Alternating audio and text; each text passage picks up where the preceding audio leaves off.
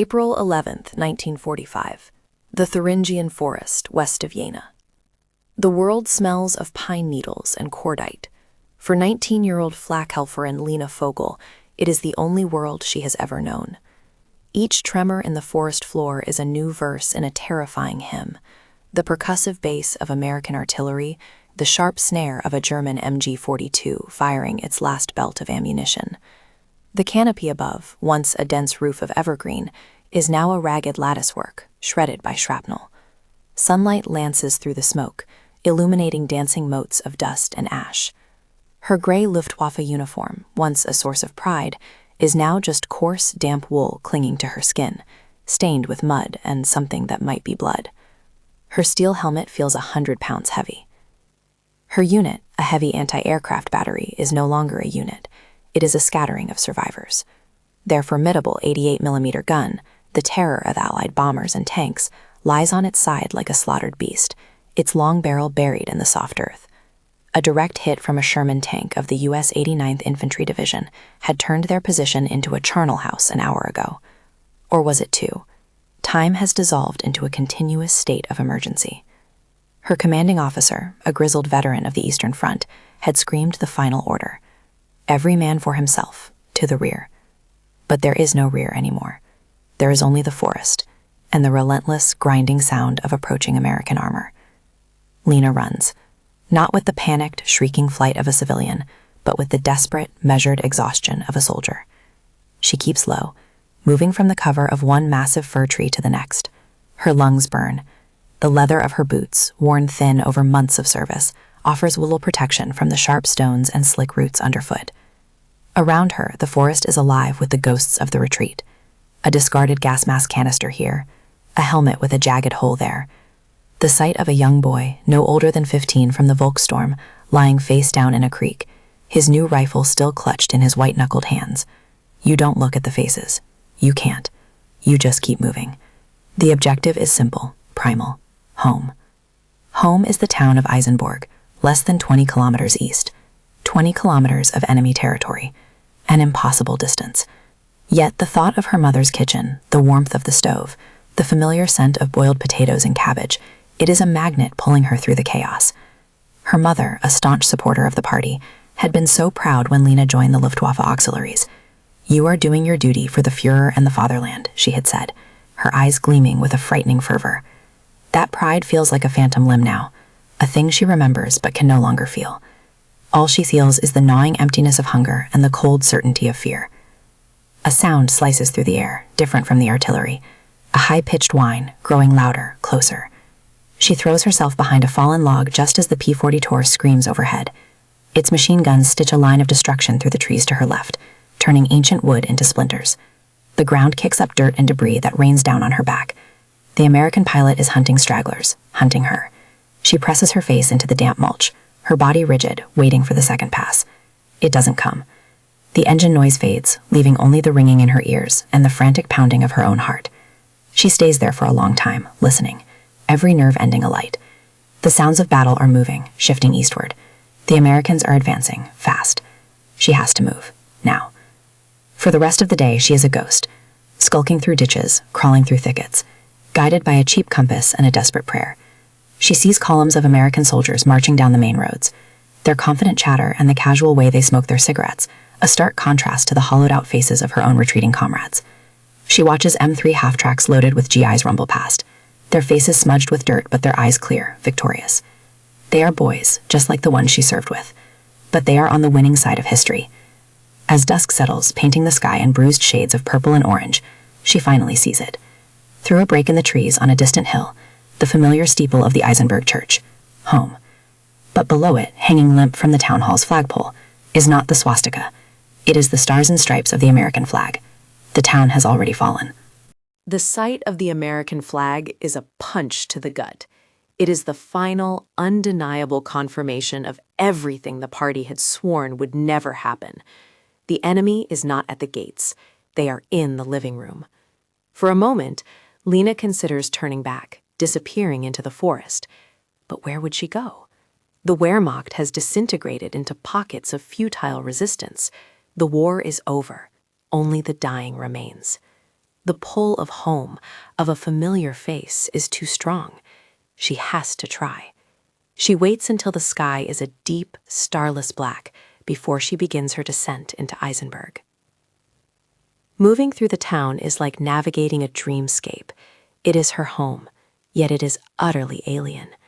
Every corner she has known since childhood is now fraught with peril. American sentries stand on street corners, their silhouettes framed by the occasional beam of a passing jeep's headlights. Their voices are low, foreign, carrying easily in the silent night. White cloths, bed sheets, pillowcases, dish towels hang from dozens of windows, pathetic flags of surrender.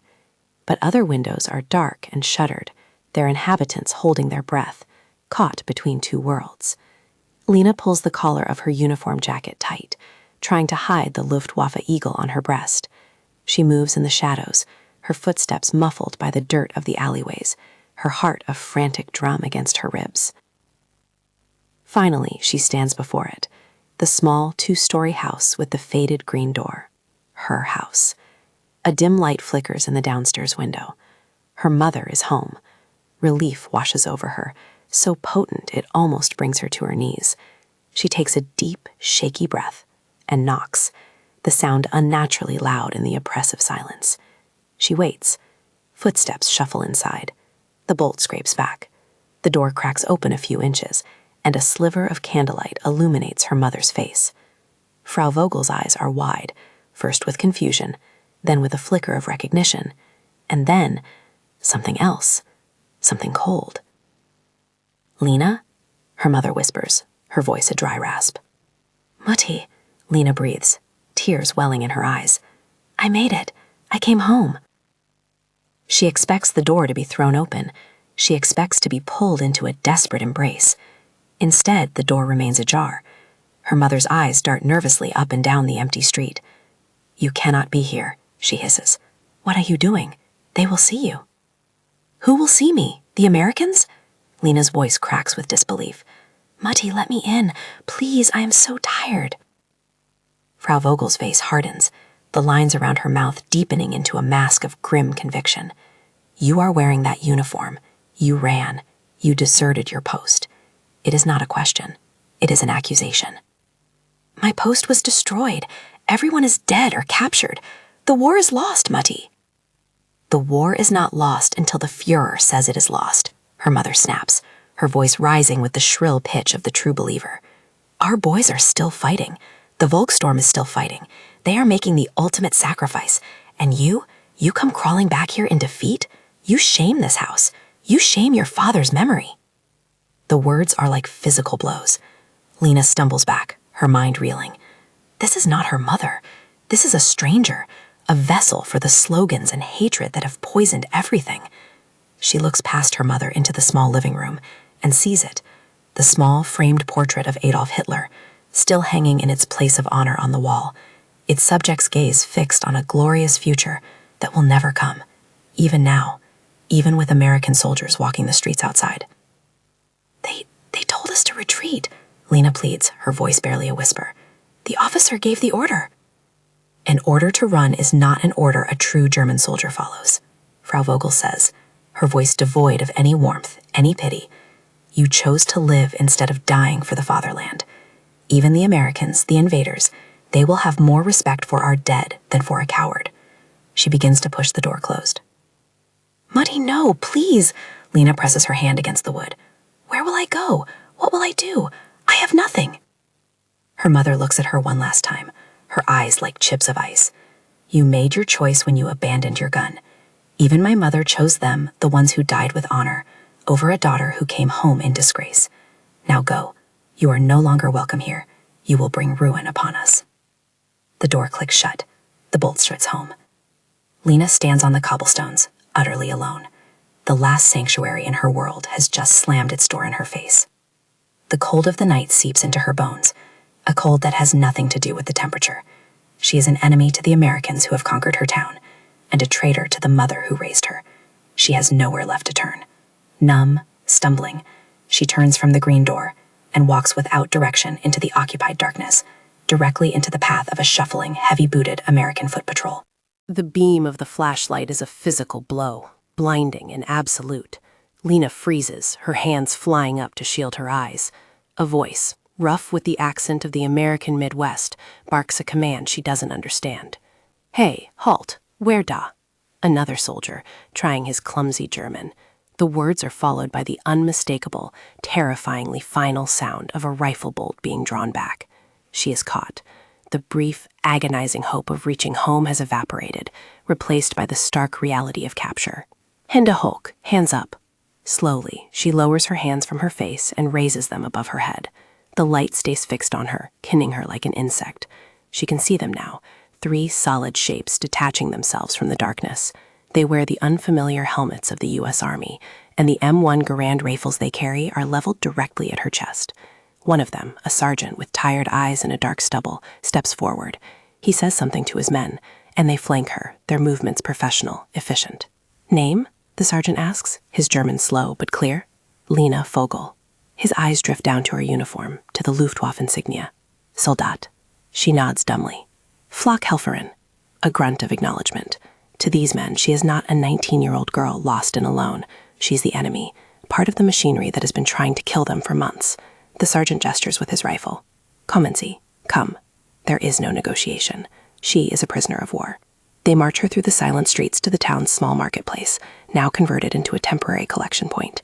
Here, under the harsh glare of a generator-powered floodlight, the scope of the German collapse is laid bare. A makeshift pen of concertina wire has been erected in the center of the square. Inside, huddled together for warmth against the April chill, are dozens of other prisoners.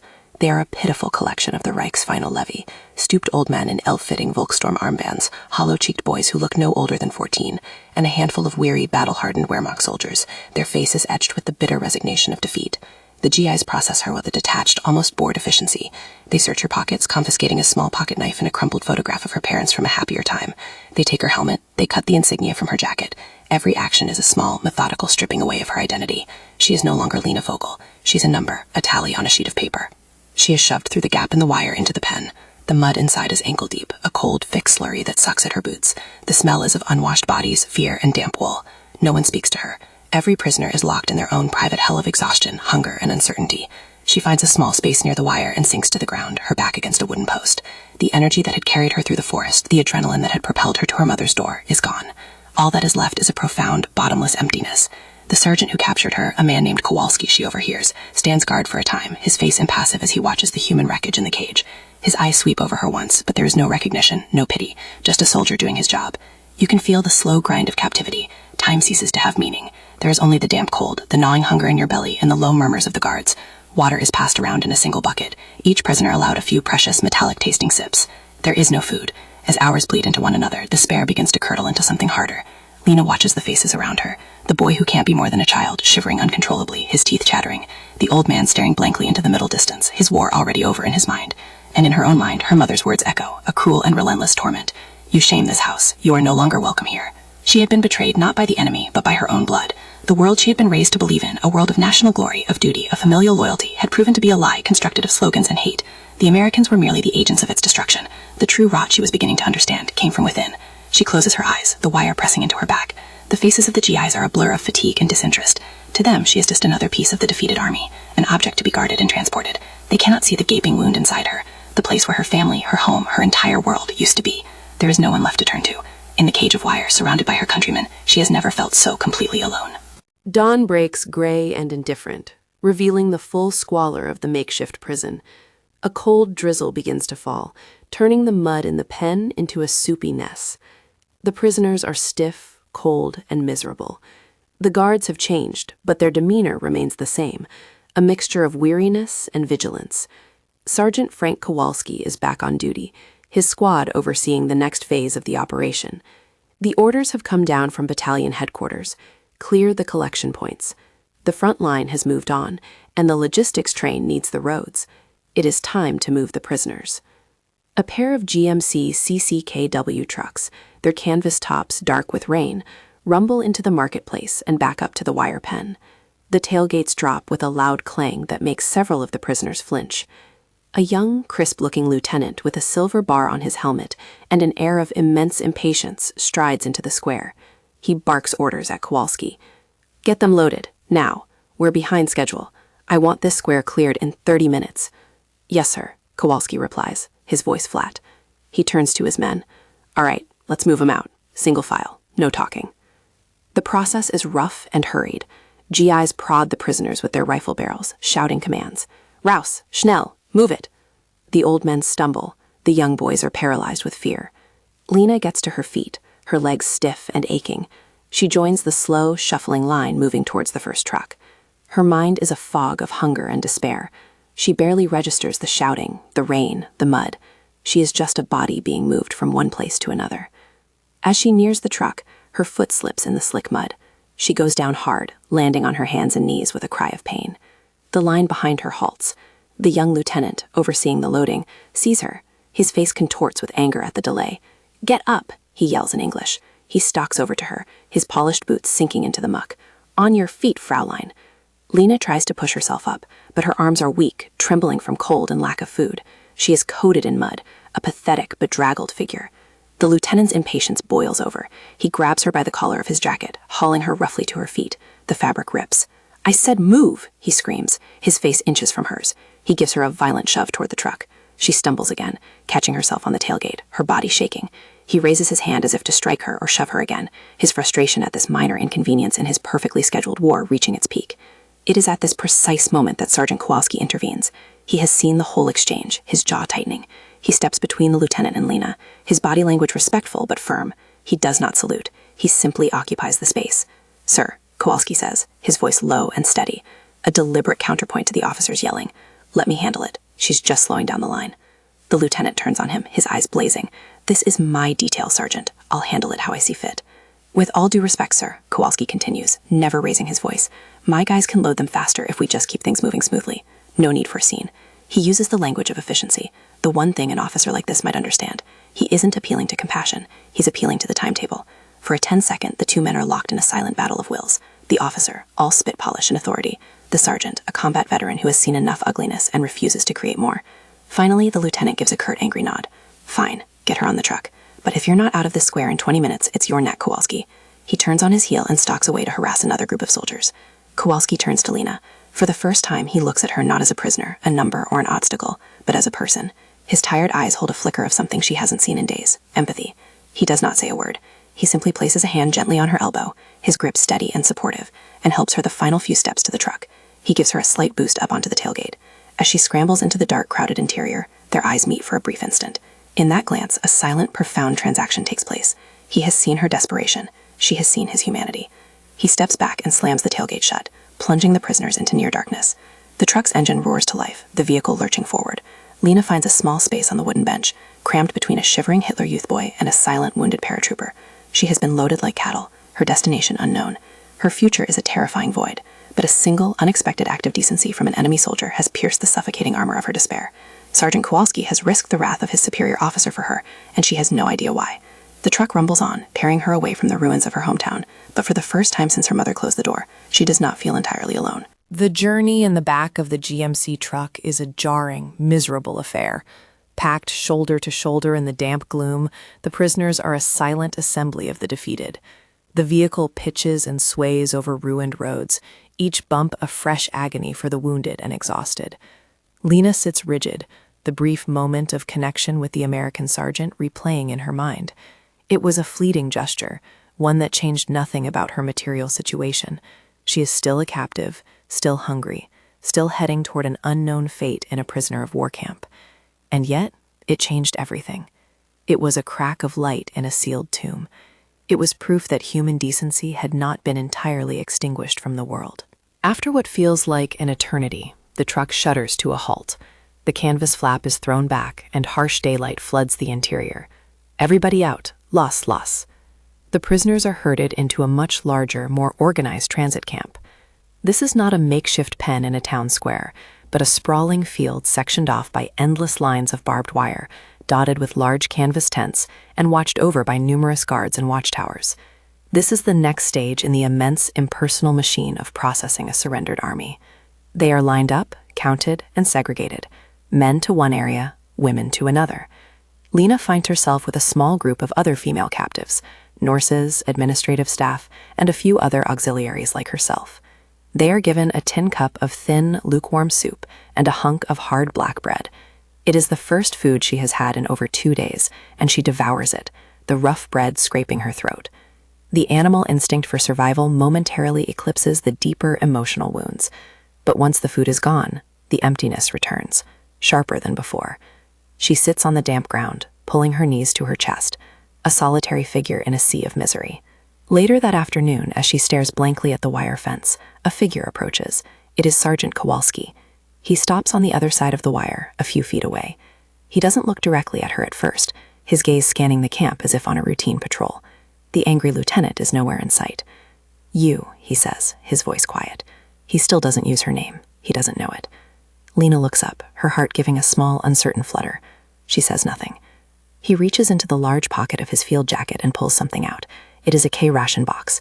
He deftly opens it and removes the prize, a D-ration bar, the dense, slightly bitter block of fortified chocolate issued to American troops. He also takes out a small pack of Lucky Strike cigarettes and a book of matches.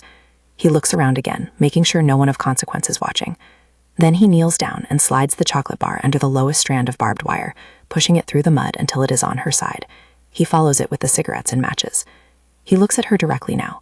His face is still tired, still etched with the weariness of war, but his eyes are clear. He speaks in his slow, careful German. Das ist nicht viel. It is not much. Tears spring to Lena's eyes. She shakes her head, unable to speak. It is more than she could possibly imagine. It is not just food. It is a recognition of her existence. He is not giving charity to a nameless prisoner.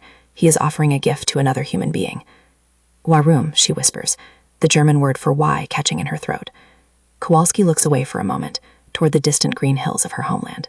He seems to be searching for an explanation he can't quite articulate. My mother, he says, his German faltering as he switches back to English, as if speaking more to himself. She would have wanted. He trails off, then shakes his head slightly. He looks back at Lena. We're all just people, he says simply. Then he stands, gives her a short, almost imperceptible nod, and walks away, disappearing back into the organized chaos of the American army. Lena crawls forward and picks up the items from the mud. She wipes the dirt from the chocolate wrapper with her sleeve. She holds it in her hands, this solid substance from an enemy. He didn't try to free her. He didn't make false promises. He performed a single, concrete act of mercy, an unspoken acknowledgement of their shared humanity in the midst of a world set on tearing it apart. Her own mother had cast her out, choosing a dying ideology over her own daughter. A stranger, a soldier from a foreign land, had shown her more kindness in 5 minutes than her own family had in her moment of greatest need. She breaks off a small piece of the chocolate and puts it in her mouth. The taste is rich, sweet, and overwhelming. As it melts on her tongue, she does not know what tomorrow will bring. She does not know if she will survive the camps, or what will be left of her country, or if she will ever have a home again. The future is an immense and terrifying darkness. But in the taste of that chocolate, in the memory of a tired sergeant's small, defiant act of grace, there is a tiny, flickering ember. It is not hope, not yet, but it is enough to endure the night.